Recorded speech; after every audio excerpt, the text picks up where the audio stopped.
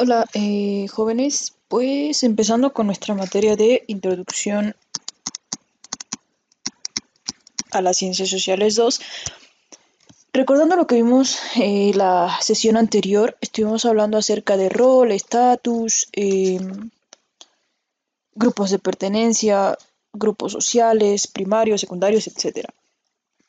Continuando bajo esa temática, lo que veremos ahora es el tema de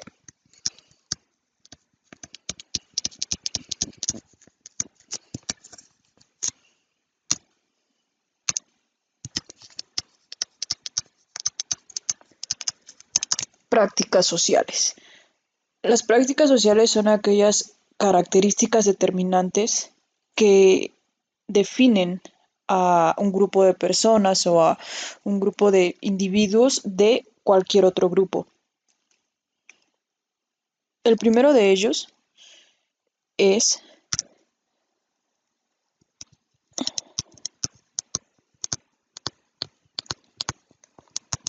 la lengua. Y la lengua va a hacer referencia a el idioma o a un sistema de comunicación, ya sea verbal, gestual, propia de una comunidad humana, ¿vale? Entonces, podemos tener diferentes tipos de formas en las cuales nos vamos a comunicar con otros individuos y esos individuos nos van a entender. ¿Por qué? Porque estamos utilizando la misma lengua, el mismo idioma. Si no utilizamos el mismo idioma, puede ser que no entendamos o entendamos muy poco de lo que se nos está diciendo. Por ejemplo, si alguien llega y me habla en francés, por ejemplo, pues no voy a entender. La lengua debe ser la misma para que las personas puedan entenderse entre sí. Tenemos dos tipos de lengua principalmente. La primera de ellas es la lengua natural.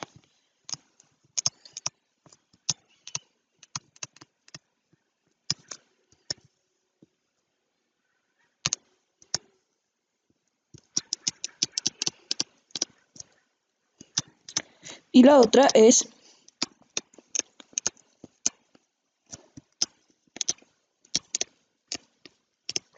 la lengua materna. La lengua natural va a ser aquella que define la variedad lingüística o la forma de lenguaje del ser humano. Usualmente es utilizada por un conjunto extenso de personas, mientras que la lengua materna es aquella que también se le conoce como popular, lengua nativa o primera lengua, y es la que el ser humano o el individuo aprende cuando está pequeño. Por ejemplo, puede estar una persona en Canadá, por ejemplo. Entonces, la lengua natural de Canadá es el inglés y el francés. Pero esta persona viene de México, entonces su lengua materna es el español. La lengua natural es el idioma utilizado en una región específica, mientras que la lengua materna es de manera particular la que el individuo aprende en primera instancia, ¿vale? Existen diferentes teorías de cómo surge lo que es la lengua o los diferentes idiomas. Hay historias bíblicas acerca de ello, en el cual se estaba construyendo una torre para llegar a lo más alto del cielo. Se unieron varias personas. Esta no es la que nosotros abordaremos, solo es como una pequeña eh, historia dentro de ello. Entonces, las personas estaban construyendo una torre para llegar al cielo, alcanzar a Dios. Según la Biblia, llega un momento en el que estaban tan alto que a Dios no le pareció, entonces lo que hizo fue cambiarle el idioma a todos y a partir de ahí es como surgen los diferentes idiomas. Eso es en relación a las cuestiones religiosas. Pero ya en las cuestiones un poco más eh, en cuestión de estudios, estaremos abordando dos teorías del surgimiento.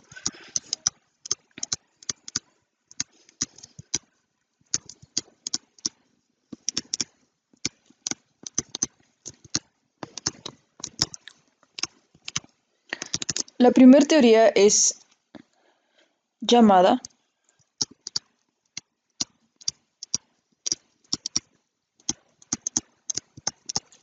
monogénesis, la cual indica o es una teoría que dicta que en el pasado todas las personas hablaban una lengua común, pero por causas culturales, geográficas, sociales, físicas o inclusive espirituales, la lengua fue cambiando.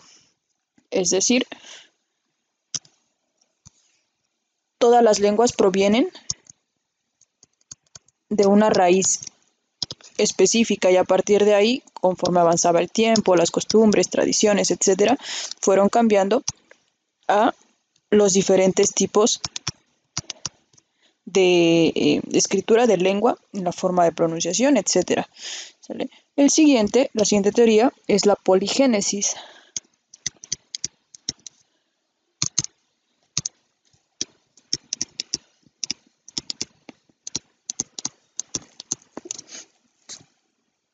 La cual indica o dicta que las lenguas surgen simultáneamente en lugares distintos. Es decir, cada cultura empezó a desarrollar su propia forma de lenguaje y así es como se ha ido eh, transmitiendo a lo largo del tiempo. Entonces, monogénesis de una partió y se fueron desarrollando las demás. Poligénesis, cada cultura desde un principio tuvo su propia lengua. ¿Vale? Esto es en relación a la lengua. Nos vamos ahora con la siguiente práctica social. Quedamos que la primera era esta, lengua. El segundo será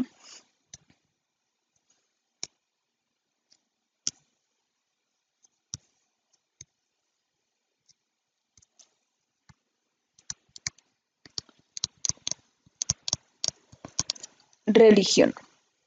En este tema abordaré de manera general, de manera científica, lo que, bueno, un poco más apegado a los estudios de lo que es la religión, sin ánimos de ofender la religión que tú profeses, dado que no es el cometido de este punto. La religión proviene del verbo latino religare, proviene del latín religare, que significa enlazar.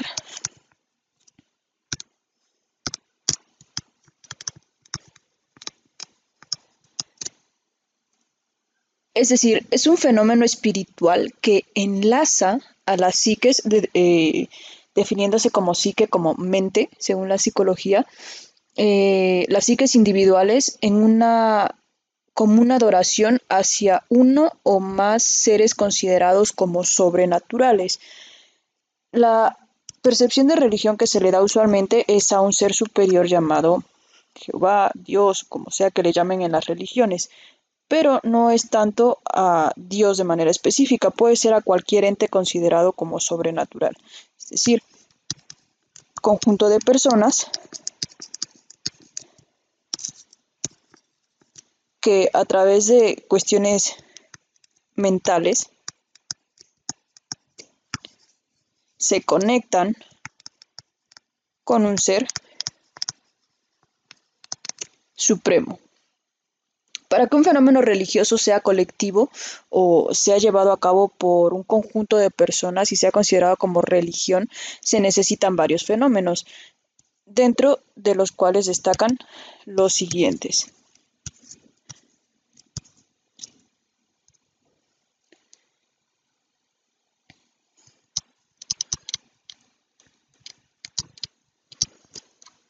Punto número 1, se necesita una cosa llamada mana.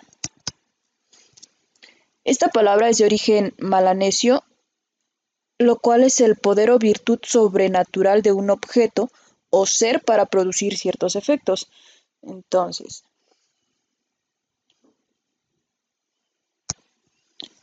imaginemos que este es un objeto que es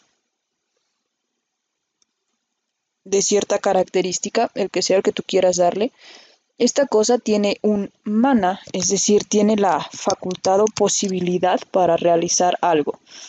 Obviamente va a depender de las cuestiones personales. Puede ser que yo no crea en este tipo de situaciones y pues no pase nada, pero otra persona cree mucho en este objeto que emite un mana o emite cierta sensación y le sucede algo. ¿Por qué? Por coincidencia, por, no sé, ciertas cuestiones personales, ¿vale? Entonces el mana es el poder prácticamente, no es el objeto en sí, sino es el poder que tiene ese objeto. El siguiente elemento es el tabú.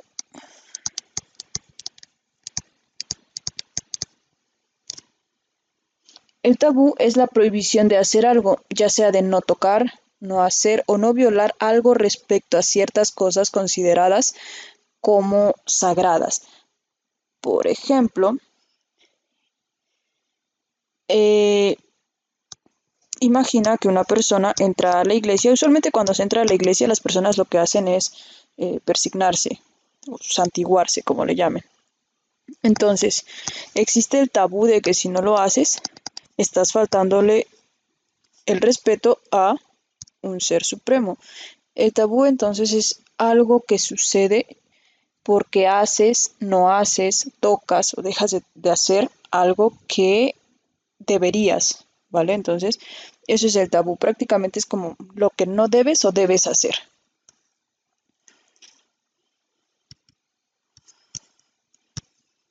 El siguiente es el fetiche.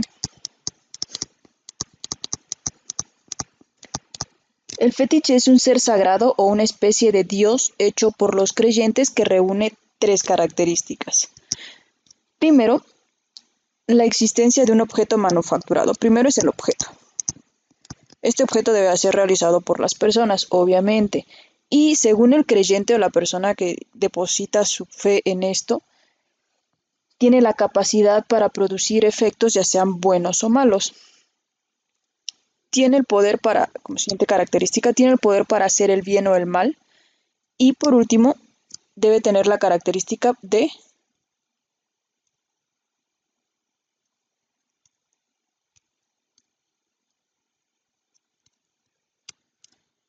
rendirle culto.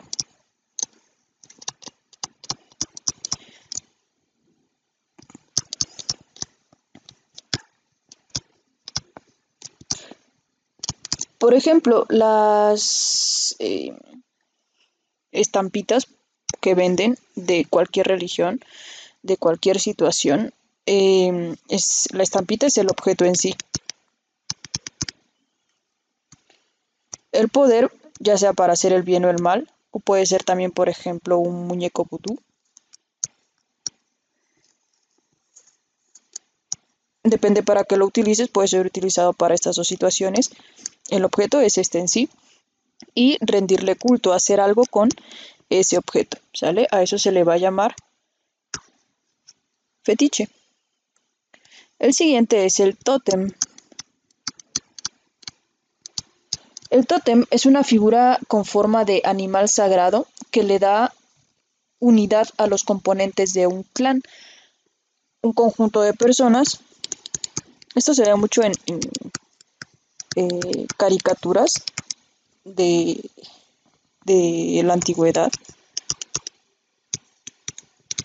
Entonces, es un conjunto de personas que toman como figura a un animal y ese animal les da protección, pero deben de hacer un objeto de ese animal.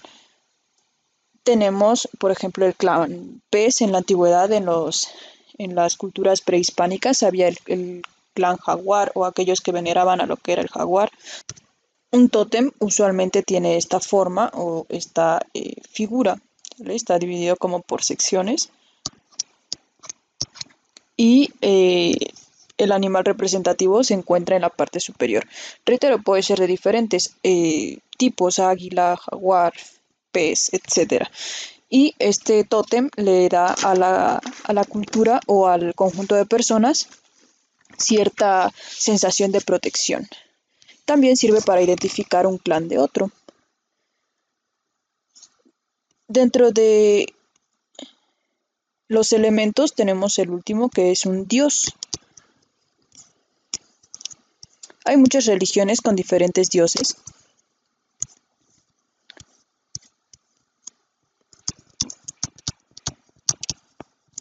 Y lo vamos a entender como una elaboración suprema de todas las creaciones religiosas. La religión tiene usualmente, no todas, tienen usualmente un ser supremo en el cual depositan todos los atributos necesarios. Para que Dios sea considerado como tal, se necesita una personalidad definida, bueno, malo,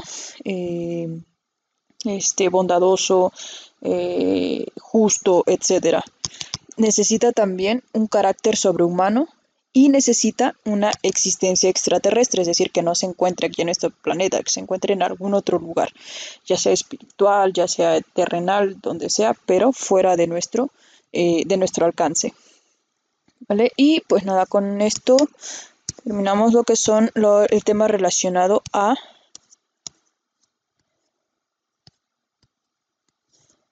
las prácticas sociales.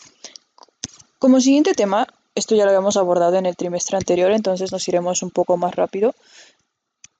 Tenemos lo que es la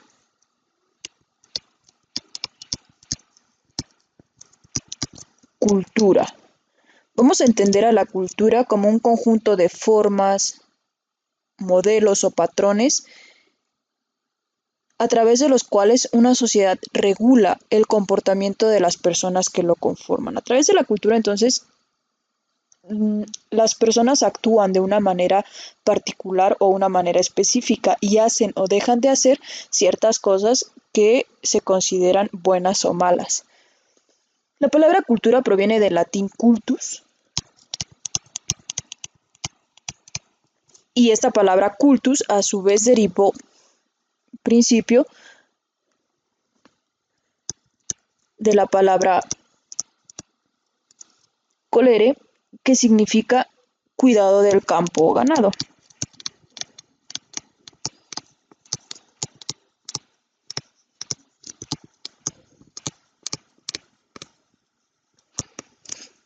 ¿Sale? Es así de donde viene este es colere, se ve media rara, pero es así. Ahí está, ahí se ve mejor. Tenemos dos tipos de cultura.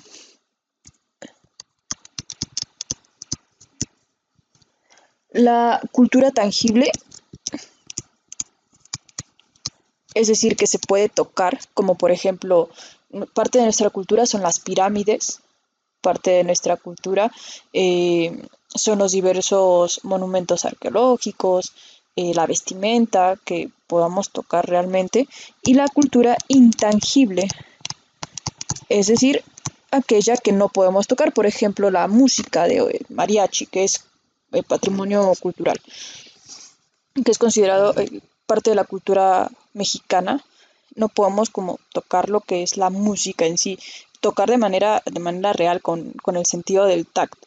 ¿Vale? Tocar así la música, obviamente sí, pero tocarla me refiero a cuestiones de que puedas sentirlo en tu mano.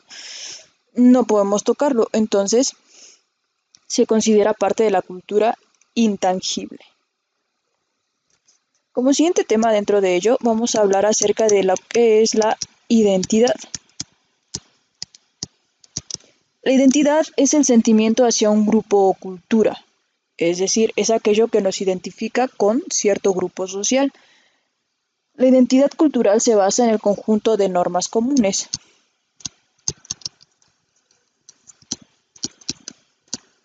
¿Cómo qué normas comunes tenemos? Pues celebrar Día de Muertos, ahorita que anda cerca esas fechas. Es algo que hacemos, ¿por qué? Porque nos identifica o nos da cierto sentimiento de pertenencia hacia nuestra cultura, ¿sale? Entonces, eso es parte de nuestra identidad cultural. ¿Qué otra cosa? Pues el mariachi, el tequila, la comida, Y hay muchas más situaciones en las cuales como mexicanos nos sentimos parte de este país. Tú, como pequeña actividad, me vas a colocar otros 3 elementos que consideres parte o que nos brindan identidad o ese sentimiento de pertenencia hacia cierto grupo, es decir, hacia nuestro país, ¿vale? Entonces, con esto terminamos por hoy. Nos estamos leyendo por WhatsApp por dudas y para recibir tus notas, ¿vale?